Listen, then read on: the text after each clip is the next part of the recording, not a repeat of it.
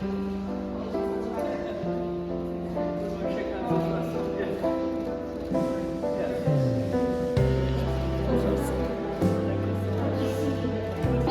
think Mary Robinson is inspiration for not only Irish women, but of women abroad. That is a key mission of University Women of Europe, to make sure women's voices are heard and are valued in all areas of society. So it's very fitting, and we're delighted to be presenting you with this award today. It's a great pleasure on behalf of University Women of Europe to be awarding Mary Robinson the University Women of Europe Award 2025.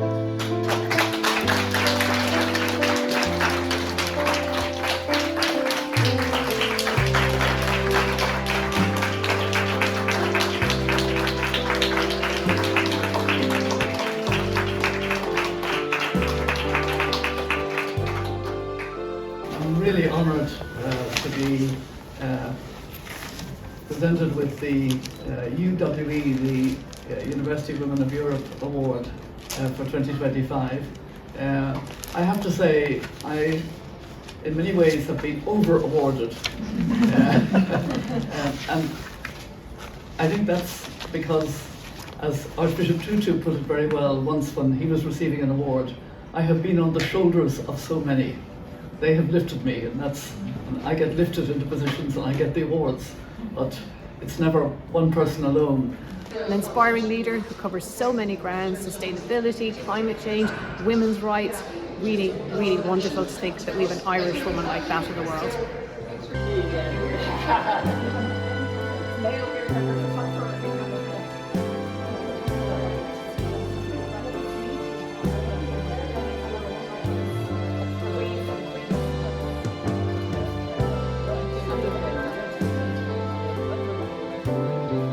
Agus an anhar dá bheith an seo ar an ócáid anna speisialta seo ag leachapáirt sa cadúra seo ag pobl na man ollscoile ar Mary Robinson agus a cuid éachtaí.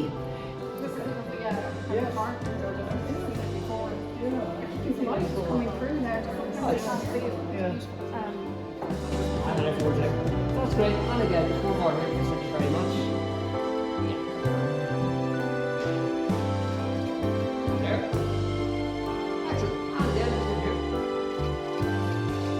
You know, when she was elected, we were there, and all the women from Europe were delighted for us. So we went down to Kitty O'Shea's pub that night, and we celebrated, and we sang, "Here's to you, Mrs. Robinson."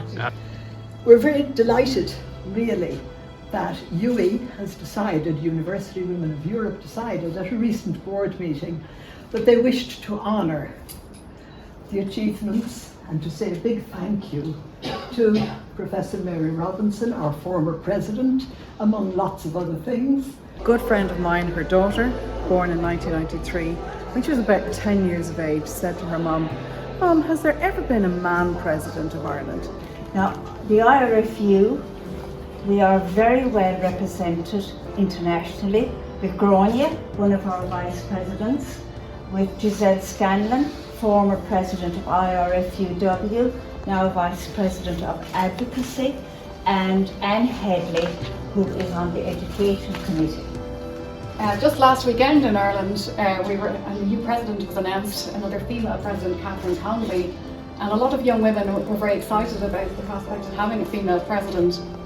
But for people of my generation, Mary was the original, the trailblazer, the first female president who shattered that glass ceiling. She went into the Access programme into Trinity, got her degree, her primary degree, got her master's degree, and I gave her her PhD. Aww. And she describes, and actually it seems strange to say this, I read her description of receiving the degree, and she precisely described how I felt giving the degree, because she's a very good writer. I mean, her book Poor is a bestseller now, and in fact the day, and it wasn't so long ago, I brought my daughter to the theatre with me. The day the play was showing, she couldn't be there because she was launching Pauve in France, you know, the French edition. It is really a bestseller now because it's such a story of achievement. That was just one thing I want to say. And the other thing I want to say, because it's where I am now, and I think Grainne would want me to talk about women's leadership, I'm very much engaged in women leaders on climate justice. And the way we talk about this is we follow a symbol.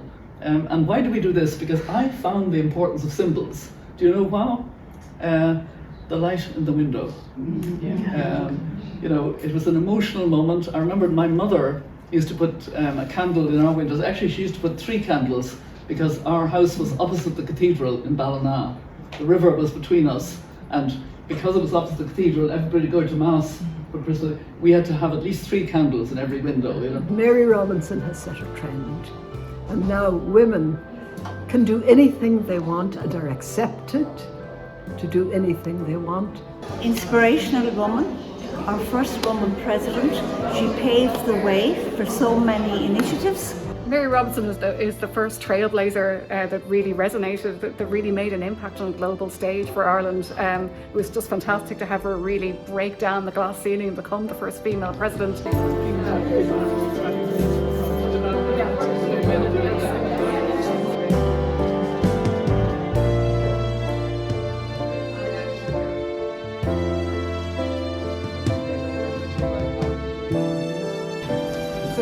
Today I'm just going to speak to you about 3 main things.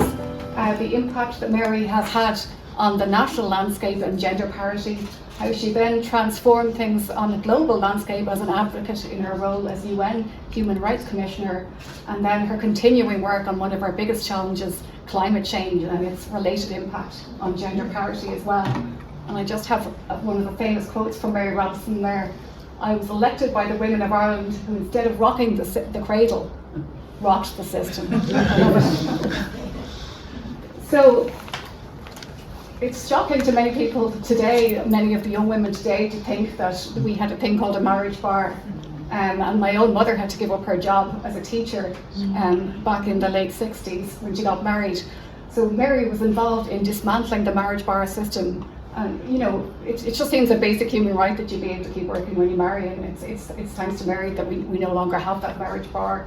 In addition, it's a basic human right that you would have bodily autonomy, and she fought for contraceptive access for the people of Ireland, and we're all benefiting from that today, something we might take for granted, but is actually huge. As I said, she just smashed through the political ceiling as the first President of Ireland, the first female president, and in doing so she really redefined the role. She's known as a voice for the vulnerable, for women and children in crisis zones around the world, a very compassionate leader, as well as being a fantastic role model for the people of Ireland.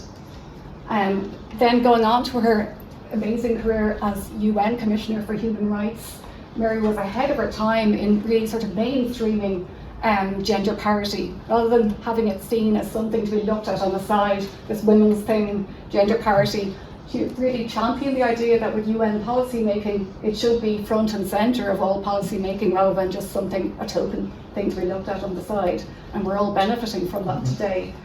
And Mary was at the front runner of, really bringing the notion out that violence against women, it's not just something that we have in society, we have to live with. It's actually a fundamental human rights issue and has to be looked at that way. And she called globally for accountability on that front, and it's just fantastic to transform people's perceptions, realise that it's a huge issue and one that remains a big challenge for us all. Mary, you've also done amazing work. Apart from being an amazing female leader yourself, you've really championed other women to be female leaders, of bringing about the World Leaders Council of Women, and making sure that women's voices were heard at the table globally. It's really been transformative. And then just moving on, the next big thing, as I say, one of our biggest challenges worldwide and for the future, I suppose, is climate change. And you might be surprised to know that there's quite a close link with gender parity as well, because women are disproportionately affected by the impact of climate change, as are people in societies where they're more vulnerable to poverty, etc. So Mary has led on this global advocacy in terms of climate change through her work with the foundation and also with the elders, and it continues her lifelong focus on securing justice for the most vulnerable, and is really one of the most powerful things that can make an impact for all of society today. So really, your career is a legacy forged in justice and parity.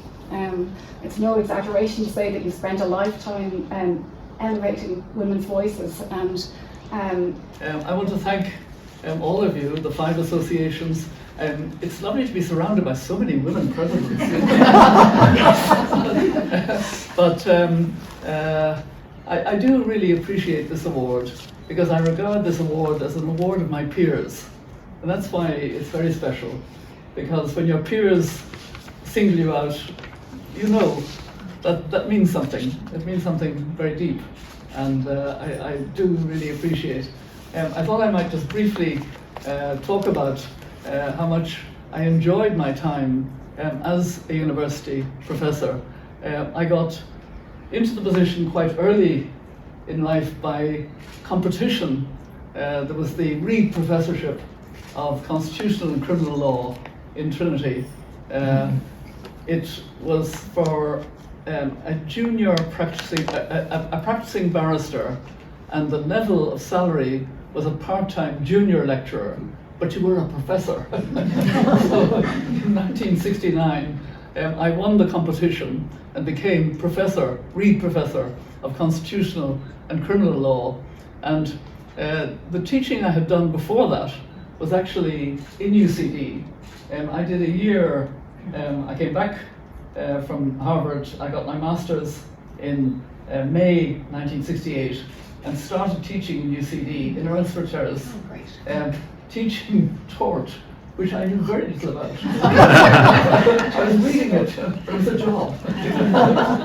And actually, I was in the big L&H lecture hall, and the students came in, and being students, there were about 50 students in the big hall, so they all sat near the back. And I think they were probably waiting for me to stupidly say, "Why don't you come forward?" And they came thundering down with great glee, you know, this is almost part of the plot. And you know, these are the memories you have of a very sort of nervous tort lecturer. But when I became the Reed Professor, I was teaching both constitutional and criminal law, and I really enjoyed it. It was a 5-year term, and then it was extended by Judge Kenny so that they could look into some of the detail of it. I've forgotten now the detail, but anyway, but meanwhile, the previous 2 years, starting in 1970, I had decided anyway, I wanted to teach European community law as it was then, and nobody was teaching EEC law, European community law, but I had done my master's thesis on the competition law of the EU, so I wanted to kind of weave that in. So I started teaching that, and so I was double jobbing stupidly because I love teaching. And when my Reed Professorship ended, I continued for the next more than 10 years, so it was 15 years in all teaching in Trinity. I actually taught until I was elected, and it was wonderful as Chancellor to have the honour, not just for the honorary degrees, but also for they were mainly master's degrees and PhD that I did, and Pro-Chancellors conferred other degrees. But just, I remember those faces. And you know, I was recently in a strange context. I was invited by the Gate Theatre to come to the play Poor. I don't know, have any of you seen the play? It's the book by Katriona Sullivan. And the reason was that I'm briefly in the book because she had a very disadvantaged life. She began in England. Her parents were addicts, dysfunctional. She herself was a single mother at the age of 15, into drugs, everything. And then somehow a good teacher knew there was potential there, and she was pushed a bit, and she went into the Access program into Trinity, got her degree, her primary degree, got her master's degree, and I gave her her PhD. Aww. And she describes, and actually it seems strange to say this, I read her description of receiving the degree, and she precisely described how I felt giving the degree, because she's a very good writer. I mean, her book Poor is a bestseller now. And in fact, the day, and it wasn't so long ago, I brought my daughter to the theatre with me. The day the play was showing, she couldn't be there because she was launching Pauve in France, you know, the French edition. It is really a bestseller now because it's such a story of achievement. That was just one thing I want to say. And the other thing I want to say, because it's where I am now, and I think Grainne would want me to talk about women's leadership, I'm very much engaged in women leaders on climate justice. And the way we talk about this is we follow a symbol. And why do we do this? Because I found the importance of symbols. Do you know why? The light in the window. You know, it was an emotional moment. I remember my mother used to put a candle in our windows. Actually, she used to put 3 candles because our house was opposite the cathedral in Ballina. The river was between us, and because it was opposite the cathedral, everybody going to mass for Christmas, we had to have at least 3 candles in every window, you know. And I was quite frightened that people might come in. But anyway, the light in the window took on a life of its own, and I understood then the power of symbols, as indeed all the religions of the world do, all the faiths. So, the symbol we chose deliberately is a weed and a flower, the dandelion. It grows on all continents. It's very resilient. You can't get rid of the damn thing off your lawn if you want to, because it keeps coming back. It keeps coming through the cracks, and we have so many cracks. It's also very climate inspirational. There is no waste. You can eat or drink every part of the dandelion. And even the roots apparently take toxins out of the human body. And then how do you spread it? You just blow, and the seeds blow. So we seed and seed. And we started with women-led organizations at the global level on climate and nature. And there are a lot of them. But in the past, they tended to be in their silos, partly because of funding, you know, not to necessarily let anybody else know exactly how you were funded, because, you know, it was better to keep it to it. But anyway, they were all doing good work, but not connected. And with Project Dandelion as a kind of symbol of amplifying the other, knowing our power through growing our power, we've now changed the whole dynamic. I mean, I saw it at the UN General Assembly. Lots of women wearing the dandelion, lots of women saying, I'm a dandelion, I forgot to wear my badge, but don't worry, you know, the badge isn't the important thing is the connection. So women then at the at that level have become part of a larger whole, which makes us much stronger in our voice, for a start. And it also is a generous thing, it's affirming the other. So people are always mentioning other women's groups, other women's organizations, and it's really impactful. And then what we're doing in as collective a way as possible is trying to get the real climate finance and attention to what women are doing at local level, Indigenous women, grassroots women, women in their communities, women entrepreneurs. And I'll give you just 1 or 2 examples. I'm lucky enough to have had an involvement for a long number of years because of an extraordinary woman who, like me, became one of the elders that Nelson Mandela brought together. Ila Bhatt was her name.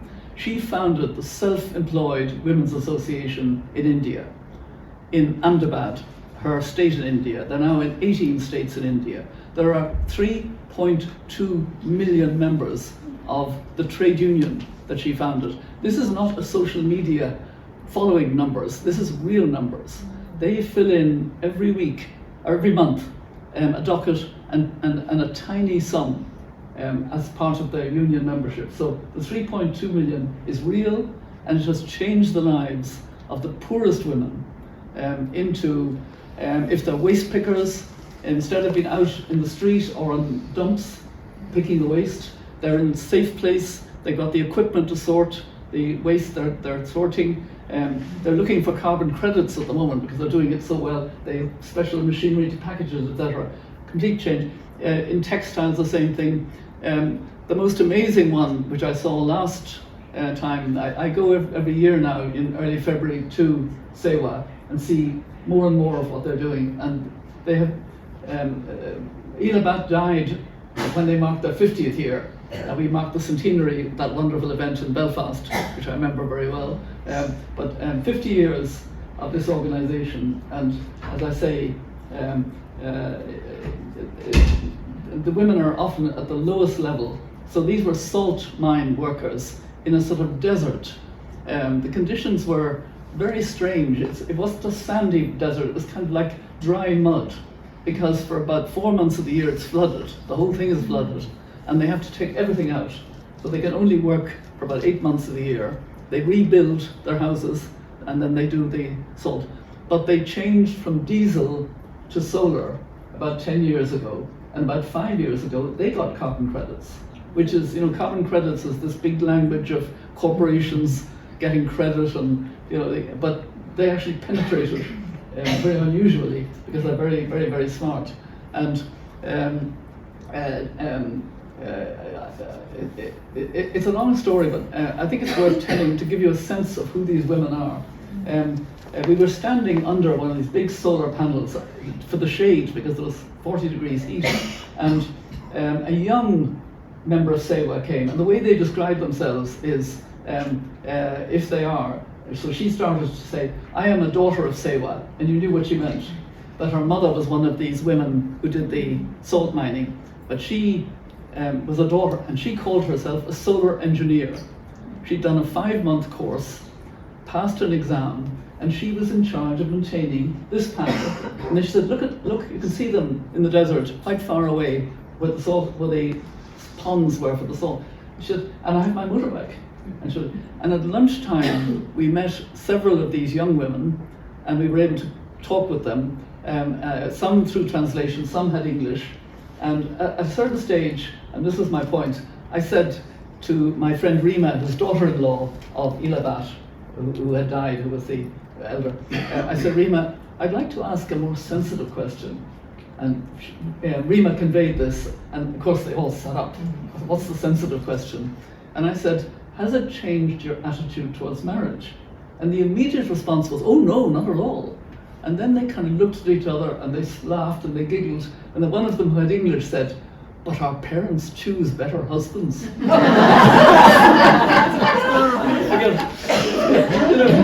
So then and actually they told us before that when they wanted to go to do the training, the father said, no way, my daughter's not going out of the village, what would happen to her?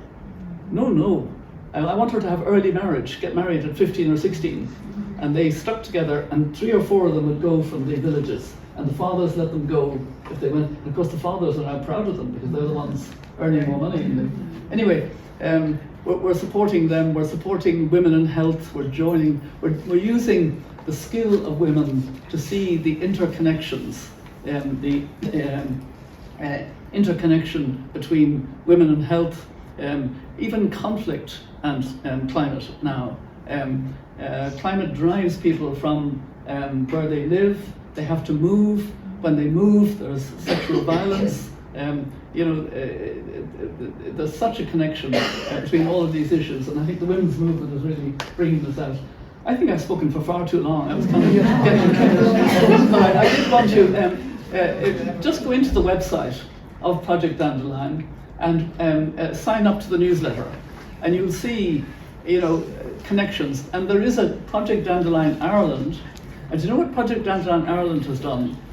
Project Dandelion Ireland has done what many women did before the Beijing conference 30 years ago.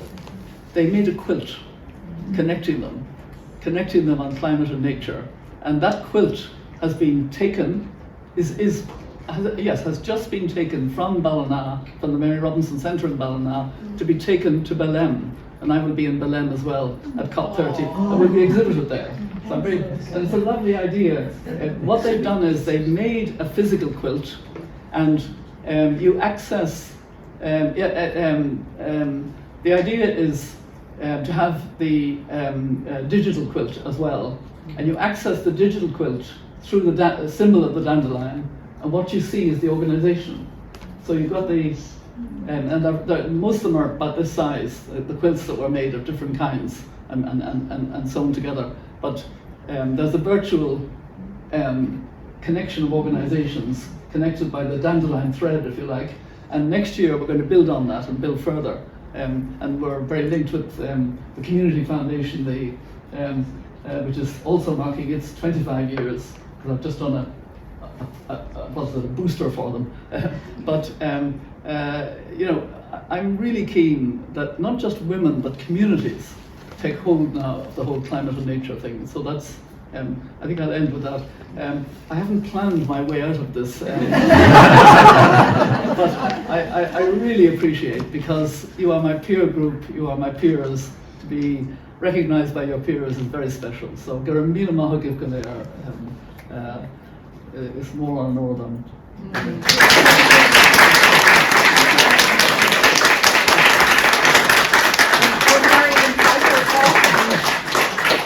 I particularly love the idea of digital quilts and also these women on motorbikes becoming solar engineers. Yes, yeah. Really, really inspiring. Yeah. So we have to check out the website. Thank you very much.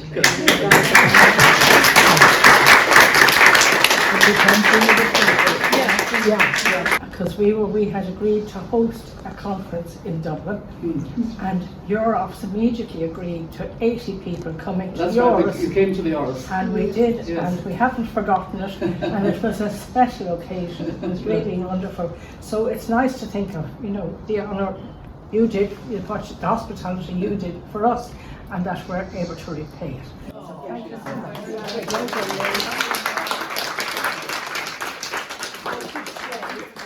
We are very proud of the fact that we have had a president of UWI way back, Mary, a little while ago, and now Mary, I suppose, led the charge, if you like, in UWI, and now we have a vice president, and you know, we are well represented. Thank you very much. Thank you.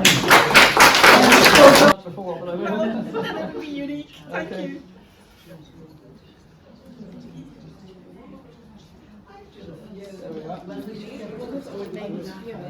Well, I asked time for it to come in and take it. It's being loud, people aren't grabbing seats at the front. The way men do it.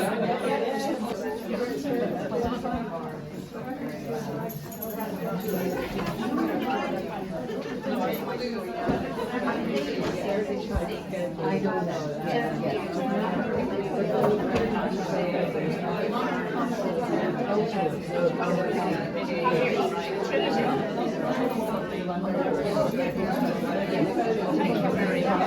Sorry,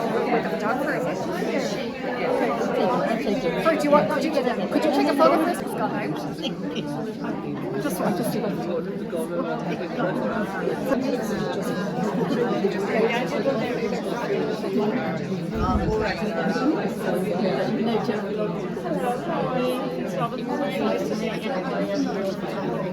there any other photos that we should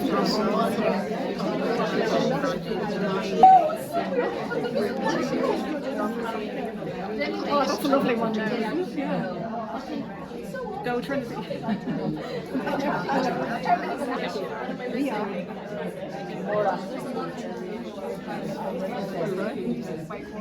Yes, I have to,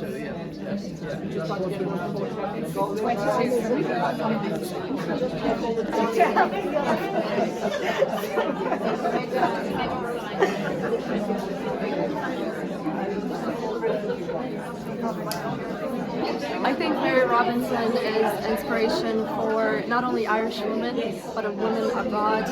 Her story reminds me that you can believe in yourself and embrace opportunities and be in the rooms that you're not supposed to. And I'm really excited to be able to meet Mary Robinson today and be able to shake hands and meet my role model. Mary Robinson is an inspiring leader. I remember being at school when she was elected as president and the joy and excitement that there was in my class at that time, and that has stayed with me throughout my own career and led me to believing that I can do whatever I want to do, and that includes now being the leader of an engineering department in the university and vice president for equality, diversity and inclusion in UCD. But I don't think I could have done that without someone like Mary to set the example in the first place. An inspiring leader who covers so many grounds: sustainability, climate change, women's rights, really, really wonderful to think that we have an Irish woman like that in the world. Mary Robinson has been an inspiration to my generation and younger generations. And I'll give you an example. A good friend of mine, her daughter, born in 1993, when she was about 10 years of age, said to her mum, "Mum, has there ever been a man president of Ireland?" I mean, what an inspiration. Mary Robinson, fantastic woman. So, what does Mary Robinson mean to you? Inspirational woman, our first woman president. She paved the way for so many initiatives, and as recently as yesterday she was mentioned several times in the Mary McGee case. Mary sadly died yesterday. Yeah. No, She was no. delighted that I got her out the door in time. She really appreciated it. What's she A friend from Europe, from Ethiopia, is over, and they're going to lunch in the Marion. So What I thought was really, Yvonne has to bring her to interesting at the end, she immediately brought it globally. Oh yeah. It wasn't, you know, climate it change really, affecting the birds. Her headings were very good, the way that absolutely. she had it through. Yes, You know, and absolutely. She drew them in and brought them in. Oh, she's Yeah. very skillful, you know. Yeah. That's what she. Mary Robinson is the first trailblazer that really resonated, that really made an impact on a global stage for Ireland. It was just fantastic to have her really break down the glass ceiling and become the first female president. And now, even at this stage in her career, she continues to inspire women both in Ireland and all across the globe. She was just the first woman for us as women. Like, it was just a phenomenal thing. And I remember I was in Europe. I was with the European Women's Lobby. We were there watching all day, watching this. You know, I was going through the scores, watching the numbers coming in, and we just couldn't believe it. And, you know, when she was elected, we were there, and all the women from Europe were delighted for us. So we went down to Kitty O'Shea's pub that night, and we celebrated, and we sang, "Here's to you, Mrs. Robinson." Ah, that's nice. So she's always been just a wonder woman. A wonder person, a wonder woman. What does Mary Robinson mean to me? I suppose Mary Robinson showed us all years ago that it was possible for a woman to be president.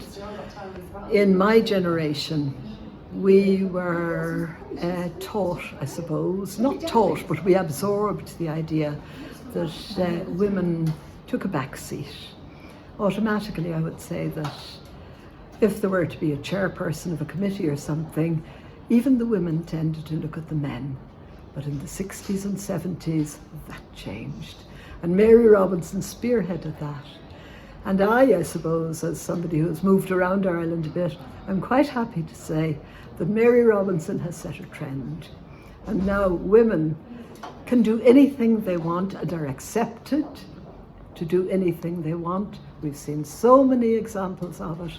And I certainly am proud to say that we are now about to have the third woman president, who will be inaugurated on the 11th of November.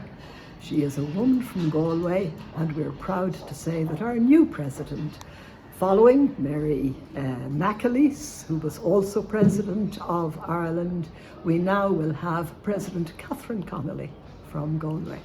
What a joy. Well done to all three of them, and let us keep on doing exactly the same. Thank you. One of those great work on the Women's Council. Wonderful, it's great. I mean, That's how you got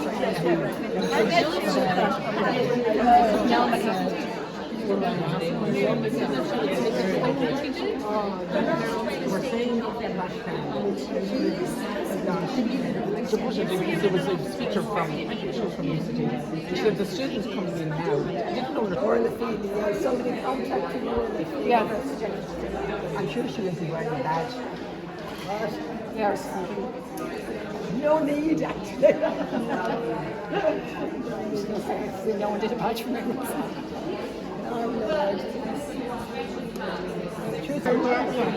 That's great. Oh, that's great. Oh, it's amazing.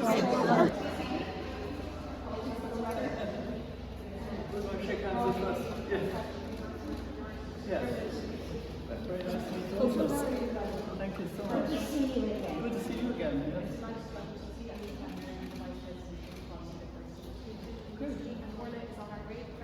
Yes, good.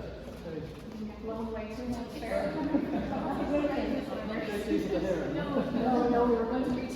looking after you very well. She's always Thank you, Yvonne. Would you like to get into one of the photos? Yes, you want to go on there together. You come this side. Yes, balance it up just a bit. Lovely. And just everybody. Yes, very good. Thank you. That's good. Yeah.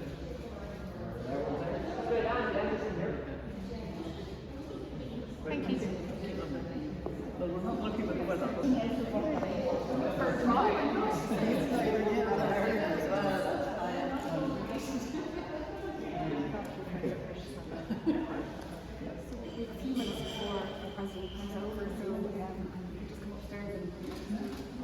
Yeah, perfect. Yeah. You know your time is tight. So Yeah, we came back last night from our board meeting with the elders in London. Our flight was 2 hours delayed. I'm Tracy Miller from the Foundation. Ah, yes. Nice to see you. Good. This is Annette, the president of the UCD Women Graduates. Yes. Yeah, you probably met before. Yes. Lovely to meet you. Very nice to see you. Yes, good. Great. This is a lovely Yes. apartment. I've seen it before. Yeah. Actually, the light is coming through now. Just something to see it. Yeah. Yeah, very interesting. Yeah. Would it be possible I could get you to turn around and just move a little bit closer?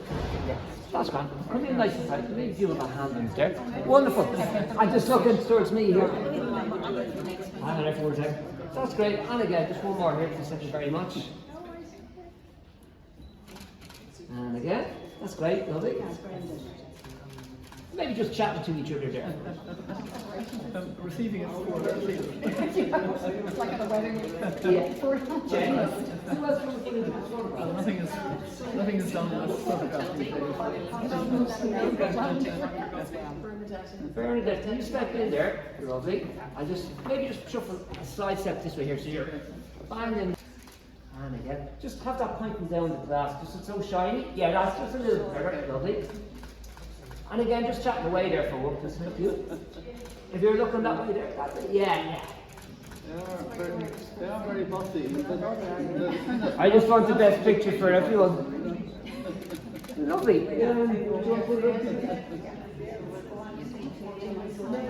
Outside.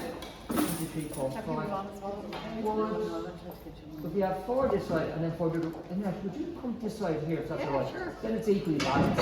I just shuffle a half step. Well, if you want to take them off, you can.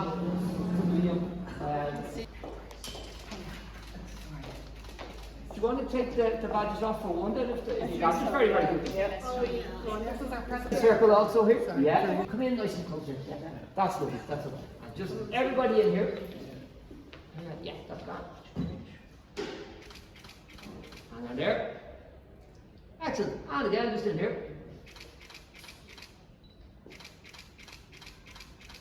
Lovely. Do you want another variation? Yes. So if we get Yeah. Lovely. And again. And maybe just some conversation. Okay. the next book. Yes. Good. Yeah. And has it been moving around? No, it's been here. It's been here. Back here. Orla and Mary together. Orla and Mary together. That's right. Yeah, sure. And again, just move a little bit more. Again, away. Looking this way. Thank you. And again, just this way here. Perfect. Yes, exactly.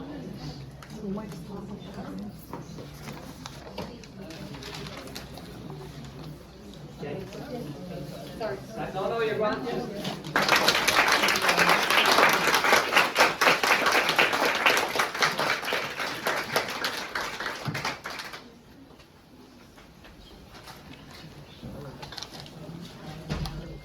Let me just say, first of all, before I introduce you to our speakers, I am delighted to say that we have representatives here from all of our associations, from our 5 associations. We'll talk about them at a later stage. And we also have representatives of the universities themselves. Before I hand over to Professor Orla Feely, I just want to say, you know, I was trying to decide Is it the end of our year, of our centenary year? I'm sure some of our members will have views on that. Or perhaps we had thought that it might be the beginning of the next 100 years. And you know, maybe we might have our little wings, and we'll be looking down perhaps, or you'd never know. But UE, what's UE? UE is the University Women of Europe. I would say to you, I think I would probably be mispronouncing it when I say GEFTU. For the benefit of our French speakers here, it's the Groupe Européen des Femmes Diplômées des Universités, as far as I remember.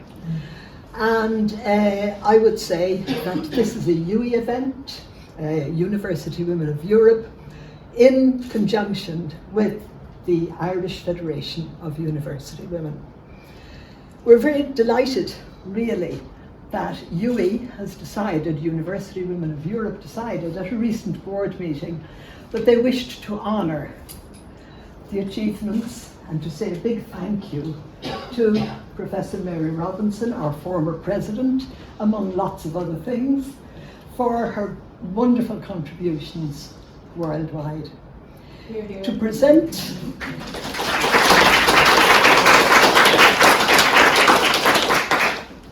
we also, Grainne will be making to the presentation on behalf of UE to Professor Mary Robinson.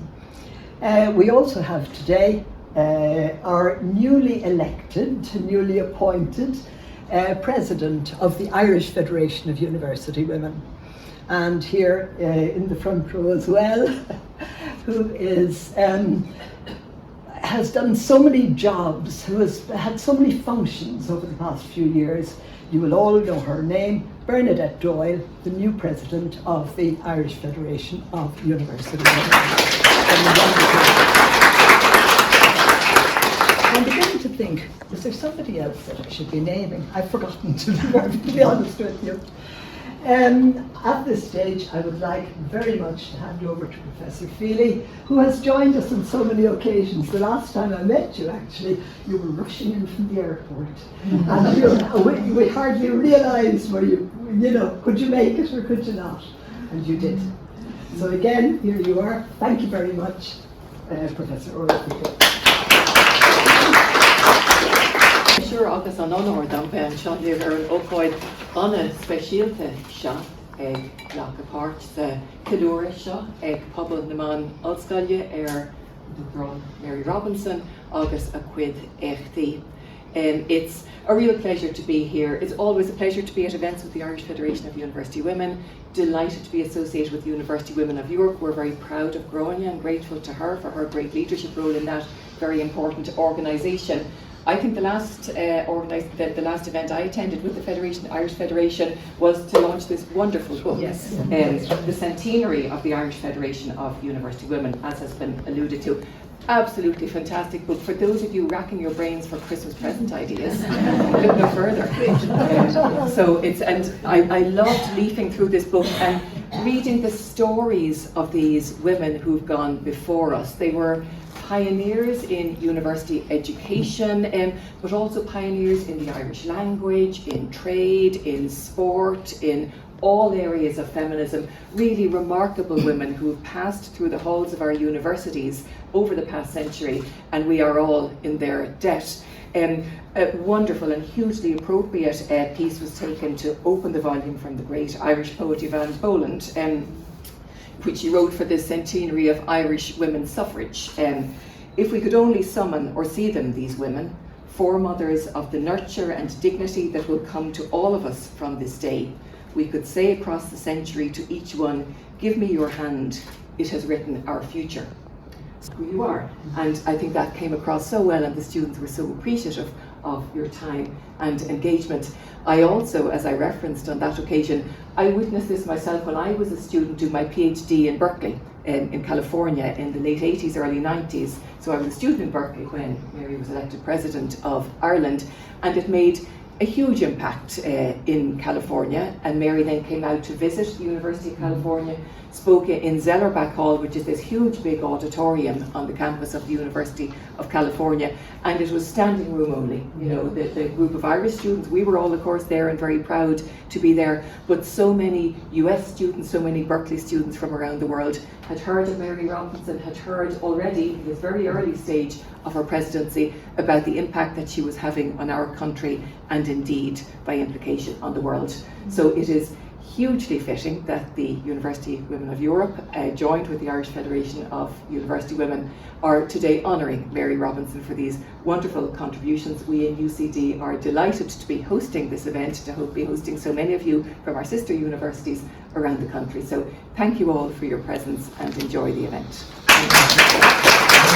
For into 2025, and we fairly galloped through the year, starting in Regent House in October and finishing, I was delighted to say, in Cork with the relaunch of the Cork Association. And I hope we have representatives here today, and we welcome them as colleagues and friends. Now, the IRFUW, we are very well represented internationally with Grainne, one of our vice presidents, with Giselle Scanlon, former president of IRFUW, now vice president of advocacy, and Anne Headley, who is on the education committee. We welcome them, we wish them all the best. Time is not on our side this morning, so I will not delay. And I just want to welcome you all again, and I want to say a warm thank you to the alumni office in UCD, who have been so supportive on all of the occasions here. Thank you. Good afternoon, ladies. It is an honour to be here today to talk to you about former President Mary Robinson. In here. And again, one more time.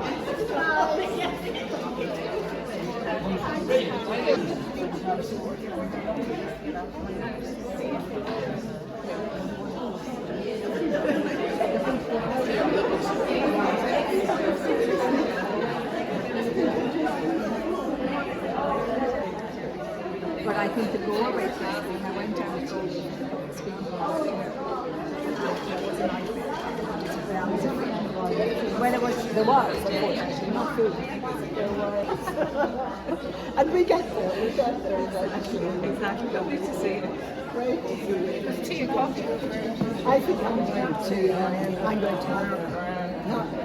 they have to be good for